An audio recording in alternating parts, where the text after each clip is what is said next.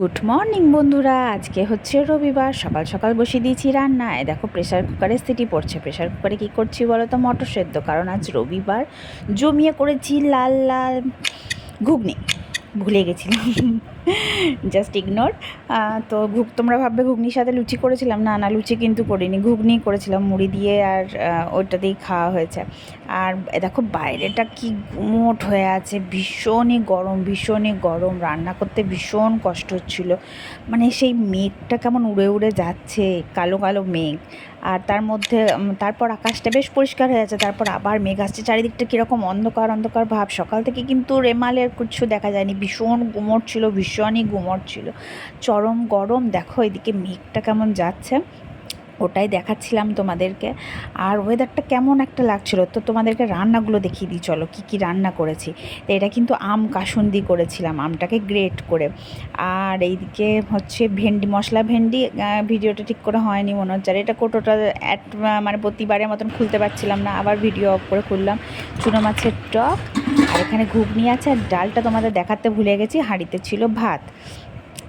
তো ডালটা ওই সাইডে ছিল, আমি ভুলে গেছি। আর তারপরে ঘর দুয়ার কালকে প্রচুর পরিষ্কার করেছি, মানে সব বের করে সাবান জল ফিনাইল দিয়ে গোটা ঘর মুছেছি। তারপরে চলে এসেছি কিন্তু ঘরের ভিতর। দেখো আমি অ্যাট লাস্ট করবো, আলমারিটা পরিষ্কার করব। আগের দিন দেখিয়েছি আমার জায়গাটা পরিষ্কার করেছি, আজকে মঙ্গলের জায়গাটা পরিষ্কার করব। এই দেখো অ্যারেঞ্জ করা কিন্তু মোটামুটি হয়ে গেছে মঙ্গলের জায়গাটা, কিন্তু বেচারা ওর জায়গাতেও সে দেখো সাইড দিয়ে আমার কিন্তু বড় বড় গ্রাউন্ডগুলো ভরা আছে। ওর বেচারা শান্তি নেই। আর আরাধ্যার জায়গাটা ভীষণ লন্ডভন্ড হয়ে আছে, ওরটাও একদিন পরিষ্কার করে ফেলবো এরকমই। তো আবার চলে গেছি বাইরে, মানে আবার মেঘ দেখতে এত ভালো লাগছিল কেন হঠাৎ কালকে জানি না। আর প্রচুর গুমোট ছিল, অন্ধকার ভাব, মেঘগুলো যাচ্ছে, দেখতে ভীষণই ভালো লাগছিল। তা তাড়াতাড়ি রান্না বান্না করে, তাড়াতাড়ি না বেশ অনেকক্ষণই টাইম নিয়েছিলাম রান্না করতে। তারপরে এই যে মেঘ দেখছি চারিদিকে, আর তোমাদেরকেও দেখাচ্ছি মেঘ। চারিদিকটা কিন্তু ভীষণ গুমোট হয়েছিল।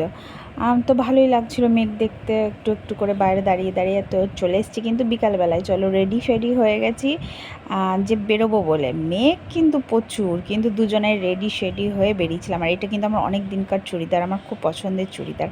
তো দেখো বাইরে বেরিয়ে গেছি, তারপরে দেখছি কালো ঘন মেঘ অন্ধকার করে এসেছে। এত ভালো লাগছে রাস্তায়, একদম এত ঝড় হয়েছে তোমাদের কি বলবো। যদি সেই সময় ভিডিওটা অন থাকতো তাহলে তোমাদের দেখাতাম। এটা ঝড়ের পূর্বাভাস, একদম চুপচাপ নিস্তব্ধ চারিদিকে, এত জোরে ঝড় উঠেছিল। কাগজ ফুলের গাছগুলো অসম্ভব ভালো লাগছিলো। আচ্ছা, একদম বিশাল মাঠের সামনে যে এমলি কাঠটা আছে, তাতে বড় বড় ছাতাগুলো উড়ে এদিক থেকে ওদিক চলে যাচ্ছে, চেয়ার টেবিল উড়ে যাচ্ছিল। মানে সত্যি বিভৎস বিভৎস যখন ঝড়টা উঠেছিল তখন। তো আমরা কিন্তু সেরকম কিছু আমাদের হয়নি, আর বৃষ্টিও পাইনি, কারণ আমরা বিশাল মাঠের ভেতরে চলে গেছিলাম। তো এই দেখো বিশাল মাঠের ভেতরে চলে এসেছি। আর এটা কিন্তু বৃষ্টির পরে আমরা বিশাল মাঠ থেকে বেরিয়ে গেছি। তো বিশাল মাঠ যাওয়ার কিন্তু ইচ্ছা ছিল না, যাওয়ার ইচ্ছা ছিল অন্য জায়গায়, কিন্তু ঝড় কি মন হলো যে ঝড় উঠবে, চল বিশাল মাঠ চলে যাই। তো তার জন্য তো বৃষ্টিতে এই যে অবস্থা চারিদিক। তারপর কিন্তু বাড়ি চলে এসছে। বাড়িতে একা একা কী করব বাড়ি এসে। তারপর কিন্তু আর বৃষ্টি হয়নি, বৃষ্টি বন্ধ হয়ে গেছিলো। তো মুড়ি মাখা করলাম, একদম মুড়ি, চানাচুর, কাঁচা পেঁয়াজ, আর তার সাথে ছিল আমার হাতে বানানো আচারের তেল। ভীষণ ভালো লাগছিলো খেতে। বসে বসে মুড়ি খাচ্ছি, আর দেখো বাইরের দিকটা দেখছি যে অন্ধকার করে এসছে, কিন্তু তখন কোনো বৃষ্টি হয়নি। প্রায় রাত্রে, অনেক রাত্রে বৃষ্টি শুরু হয়েছে। আর চলো একা একা মুড়িটাই এনজয় করি। আর দেখো রাত্রেবেলা খাওয়া দাওয়া কমপ্লিট, আরাধ্যা ঘুমিয়ে গেছে। দেখাই তোমাদের কেমন ঘুমাচ্ছে, ঘুমিয়ে গেছে। আজকে ব্লগটা এত দূরই থাক, কাল দেখা হবে নতুন একটা দিন, নতুন একটা ব্লগ নিয়ে। ততক্ষণের জন্য টাটা, চলো।